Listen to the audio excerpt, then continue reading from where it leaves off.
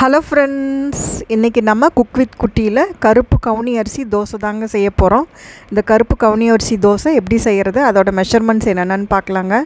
1 cup அளவுக்கு கருப்பு கவுனி அரிசி எடுத்துருக்கேங்க. அதே அளவில் 1 கப் இட்லி அரிசி எடுத்துருக்கேங்க. 1/2 கப் உளுந்துங்க, 1 ஸ்பூன் அளவுக்கு வெந்தயங்க. நீங்கள் என்ன கப்பில் வேணால் எவ்வளோ வேணால் மெஷர்மெண்ட் எடுத்துக்கலாங்க. ரெண்டும் ஈக்குவல் ரேஷியோவில் எடுத்துக்கிறோங்க, அவ்வளோதான். இப்போ பாருங்கள், இதை ஊற வச்சுக்க போகிறோங்க. இந்த கருப்பு கவுனி அரிசி ரொம்ப நிறைய ஹெல்த் பெனிஃபிட்ஸ் இருக்குங்க. அதை நான் பின்னாடி சொல்கிறேங்க. இதை நல்லா கழுவிட்டுங்க ஊற வச்சுக்க போகிறோங்க. எந்த கப்பில் எடுத்துக்கிறீங்களோ சேம் அளவு, எவ்வளோ இதை எடுக்கிறீங்களோ அதே அளவு இட்லி அரிசி எடுத்துக்கிறோங்க. அப்புறம் 1/2 டம்ளர் உளுந்து, 1 ஸ்பூன் அளவுக்கு வெந்தயங்க. இந்த ரேஷியோவில் நீங்கள் எடுத்தாவே இட்லியும் நல்லா வருங்க, தோசையும் நல்லா வருங்க, கிறிஸ்பாக சூப்பராக இருக்குங்க. இப்போ இதை நல்லா வாஷ் பண்ணிவிட்டுங்க நல்ல தண்ணி ஊற்றியே நம்ம ஊற வச்சுக்கிறோம். இங்கே பாருங்கள், 5 மினிட்ஸ்லேயே எவ்வளோ அதுலேருந்து அந்த ஊதா கலர் வெளியே வருதுங்க. பாருங்களேன், நான் காட்டுறேன். அதனால் இந்த தண்ணியை நம்ம வேஸ்ட் பண்ணாமல் இந்த தண்ணி ஊற்றியே நம்ம அரைச்சிக்க போகிறோங்க மாவு. அதுக்காக தான் நல்ல தண்ணி ஊற்றி ஊற வைக்கிறோங்க. அதனால் எவ்வளோ தண்ணி மாவு அரைக்க வேணுமோ அந்தளவுக்கு மட்டும் ஊற வைங்க. அந்த தண்ணி வேஸ்ட் பண்ணிடாதீங்க. பாருங்கள், எவ்வளோ ஒய்லட் கலர் அதுலேருந்து வந்திருக்குங்க.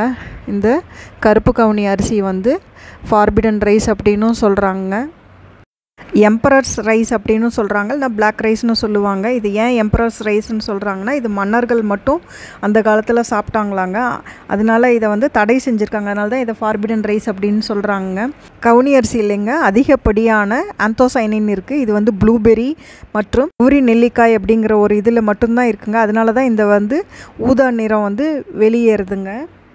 அதிகப்படியான புரதம், நார் சத்து, இரும்பு சத்து, vitamin E, niacin, calcium, magnesium என நிறைய சத்துக்கள் இதில் நிறைஞ்சி இருக்குங்க.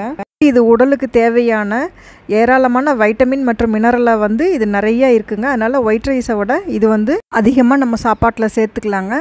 இந்த மாவுலேயே உப்பு சேர்த்து நான் அரைச்சிக்கிட்டேங்க. இதை நம்ம இட்லி மாவு அரைப்போம் இல்லைங்களா, அது மாதிரி தான் யூஸ்வலாக அரைக்கிற மாதிரி அரைச்சிட்டுங்க. இதை பாருங்கள், ஓவர் நைட் நல்லா ஃபெர்மெண்ட் பண்ணிவிட்டு புளிக்க வச்சாச்சுங்க. இதை இப்போ காலையில் நல்லா பொங்கி வந்திருக்கு. நான் கொஞ்சம் கிரைண்டர் கழுவுன தண்ணி எடுத்து வச்சுருந்தேங்க. அது தோசை ஊற்றுறதுக்காக கொஞ்சம் மாவை டைல்யூட் பண்ணிக்கிட்டாங்க. இப்போ வாங்க இது எப்படி தோசை ஊற்றுறதுன்னு பார்க்கலாங்க. இதை நம்ம சாதாரண தோசை ஊற்றுற மாதிரியே ஊற்றிக்கலாங்க. அவ்வளோ சூப்பராக மொறுன்னு ஒரு வித்தியாசமான டேஸ்ட்டில் அவ்வளோ சூப்பராக இருக்குங்க.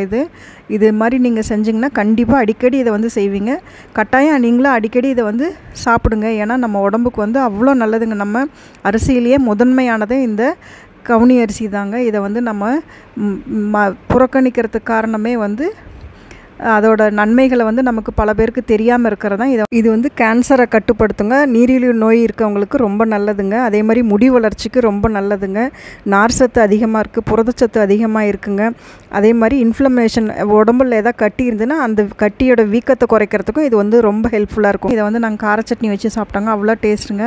அதனால் அவசியம் நம்ம டெய்லி கூட 1 கப் கவுனி அரிசி நம்ம உடம்புல சேர்த்துக்கிறது அவ்வளோ நல்லதுங்க.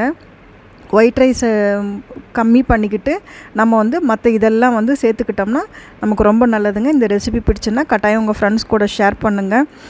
அதே மாதிரி நம்ம சேனல் சப்ஸ்கிரைப் பண்ணாமல் பார்த்தீங்கன்னா சப்ஸ்கிரைப் பண்ணிக்கோங்க. தேங்க்ஸ் ஃபார் வாட்சிங். தேங்க்யூ.